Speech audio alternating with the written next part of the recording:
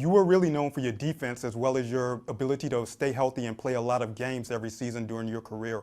What would you say contributed to that? A lot of luck, grace of God, and then the things that made my toughness into me. My father always taught me growing up on the streets of Oakland, California, if you could play, your legs ain't broken, if you walk and you can get out there and your mindset is good, push through it. And we didn't have all the technology that they have now. We had a little bit, but I had a good trainer in Frank Furtado at Seattle who always kept me in the right way. And that's all. I just had a mentality not to get hurt and play through it. And in addition to that mentality, you're also known for being so tough on the court. Your nickname, the Glove, very iconic. What was it that made you focus so much on defense in addition to obviously your regular duties running the offense on your teams? Same thing. My father raised me to do that. Then I went to a college with Oregon State with Ralph Miller. He was a defensive-minded coach. And what he said was, if you play defense, at the end of the game, all the time, you know what's gonna happen. I said, if I can stop this guy, if it's one-on-one between me and him, and I get 30, and he get 15, I've won. I give my team 15 more points, because if that's the star, and I stop him, I'm doing what I'm supposed to do. And I just said, forget it. Let me lock him down. If I do my job, my teammates will see what I'm doing, and then they'll do their job. So with that in mind, obviously you were the guy who was trying to stop the Stars from all the other teams. Who would you say was the toughest opponent that you faced in the league? John Stockton, by far. I say by far because the simple fact is because I got to play him 94 feet. He was always dribbling the basketball. He only played 34 minutes. If you looked on the stat sheet and you seen him, he'll shoot 10 times, he'll make 8. He'll shoot 7 free throws, he makes 7. He has 16 assists, 5 rebounds, 5 steals. I look up 26, 15, 5 and 5. How can you beat that? And I played 44 minutes. He played 34 minutes. They beating us by 20, and then what happens? It is what it is. He's got the better stats than me, and I got 38, 5 and 5. That doesn't match because he won that match. With Seattle, you came so close in '96, and eventually you won a title with Miami. So what was it like to finally lift the trophy after struggling for so many years to get to the top? Well, I don't think it's a struggle. I think that you run into people that you run into teams. I ran into Jordan. They were doing their thing in Chicago. I ran into a team in Detroit in '04 with the Lakers. We were having a lot of problems on that team. Kobe was going through a lot of stuff. Shaq was going through things. Karl Malone got hurt. I think if that team would have stayed there, I would have won a championship before that. My mentality during that time was to win a championship, but championships ain't everything. It doesn't solidify the player. We look at Karl Malone, we look at John Stockton, we can look at Charles Barkley.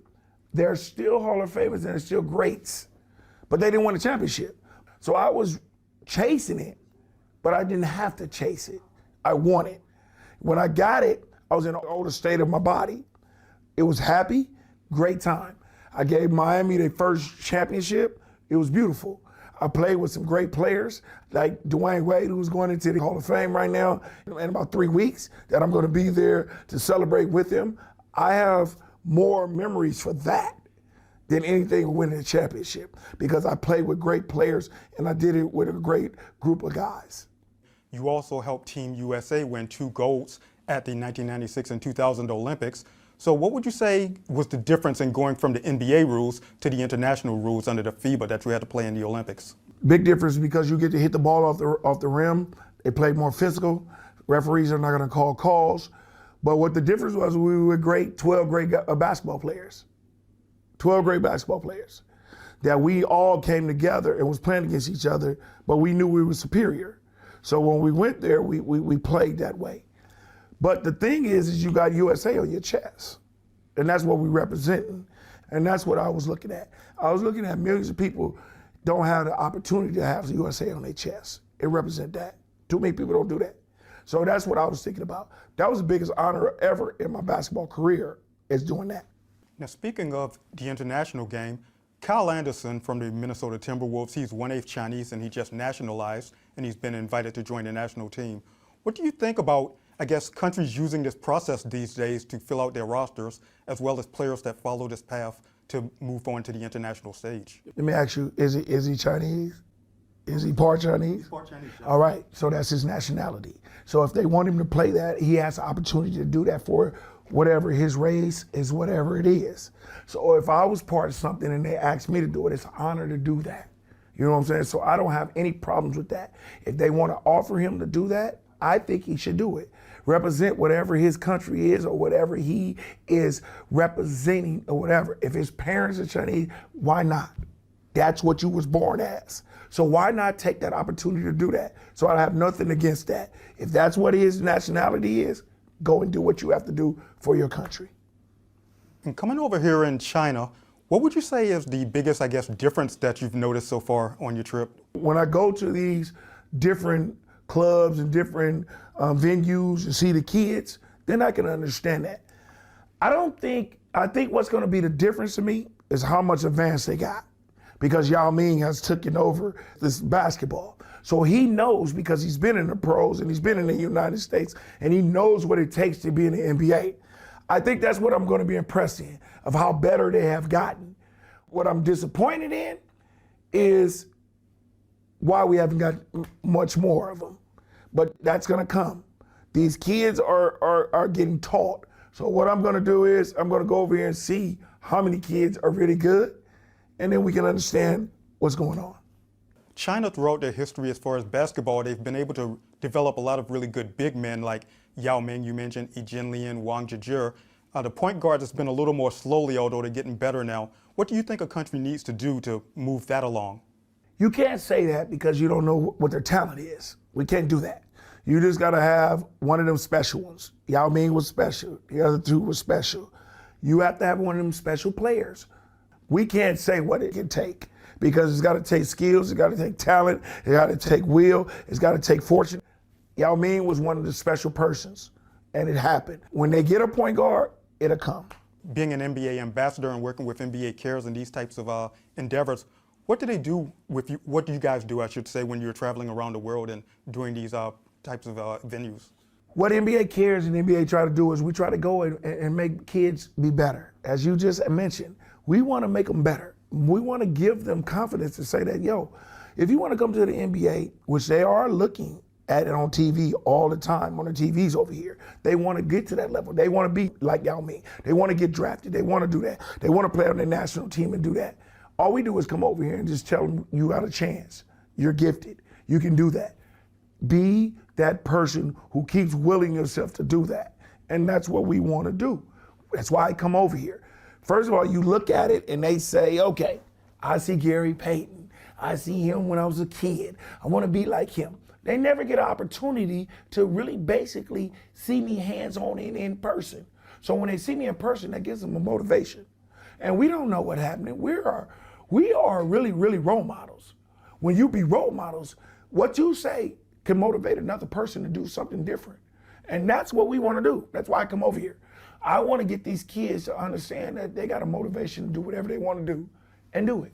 As far as kids looking up to you, the first thing they're going to ask, obviously, is defense. What kind of advice do you give to young players who want to learn how to improve their defense? I'll be honest with them. Some people can't be defensive players. You got to have good hands and feet.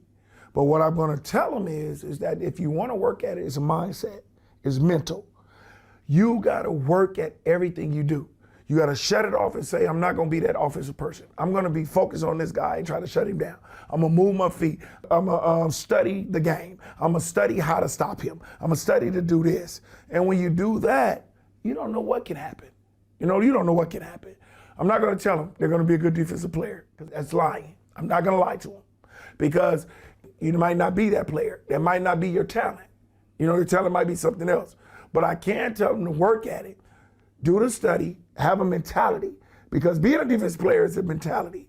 You got to think about, I'm not going to score 40 points a night, because your energy going to be over there on 40 points a night. Do you want to spend your energy over here stopping this guy? One day I might not be on.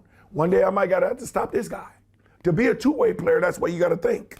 That's the way it got to be, the mentality. So if you look at two-way players, as in myself, we really wasn't dominant. We wasn't that dominant player. We probably averaged 20, did this and that and that, but we wasn't like the Steph Currys. We wasn't like them type of guys. We were the guys who could stop people, and that's what you have to think about. When you look at the league today, a lot of times a lot of the guys from your generation say things are different, but what would you say the biggest differences are between today's NBA and back in the day? Cultures are changed. It's not defense, it's about offense. The weapon now is the three-pointer. Our weapon was a big man.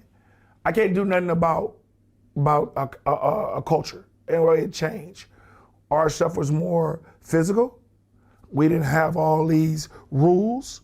We didn't have all these watching videos to see if it's a technical foul and everything. If it was a hard foul, we'll get up, do the foul, and play on. It's a different culture. It's a different era. That's what the difference is. We had different basketball players. These guys now, these kids today, they think because they're athletic, we weren't 21 years old. We were. And we could play the same way they were. They'll be like, oh, the game was old, was slow. It was old. No, it wasn't. We played just like you was. Now, if we could adjust to your era, you don't know that. We don't have a time machine. You don't know if you could adjust to our era. You think you could have, but it wouldn't have happened because you wouldn't have been playing fast basketball like you are. You'd have been playing our way. You know what I'm saying? And we'd have been playing their way. So we can't say that. That's why I don't compare GOATs and all that crap because you didn't play with each other. We don't know who that is. You played good in your era. To me, Will Chamberlain was the greatest basketball player to me because he set all the records. Who everybody breaking records with? They breaking Will Chamberlain's records. But then they gonna tell me, oh, he didn't play against somebody. It was 8 players. So what? He was a professional. He played the same way. So that's what I say. So as far as today's players, who really catches your attention when you're watching games and really stands out as the biggest stars in the league? There's a lot of stars. You can say Steph. You can say LeBron is still one. You can say KD is one. Morant. You know, it's a lot of stars. You know what I'm saying? But it's different. You got Bookers. You know what I'm saying? It's a lot of stars. But I'm just saying, in my era, how many stars did I have on our teams? We had 3 or 4. Nowadays, they have 1. And then what they do? They go and team up. We didn't do that. We did that through draft. We did it through trades. We didn't ask for trades. We didn't ask to go to other teams. But that's an era again. You know what I'm saying? So stars gonna be stars. You're gonna always have a star. You know what I'm saying? There's a lot of stars in this NBA. I'm not hating on none of them. It is what it is. The NBA has said they're not expanding anytime soon, but there was obviously owners, players who have weighed in on the matter. Well, what do you think the chances are of that, I guess, a timeline of that happening and possibly going back to Seattle? Well, I didn't hear that. I heard something different. You know what I'm saying? That's whatever y'all hearing. The expansion is going to come pretty soon. So I'm not worried about that. My Seattle team is probably going to come back pretty soon. So I didn't hear he wasn't going to expand. I just heard that he wasn't going to announce anything. Now, it's not going to be not an expansion. So people will wait. We'll wait and see what happens. That's all I can say. But I think Seattle will be pretty soon. Which players would you say remind you the most of yourself in terms of technique, style, and the way they play on the court? Really, nobody. Nobody's can be like nobody. But if I have to do it on defensive end, I'll say my son. My son plays like me because that's my son.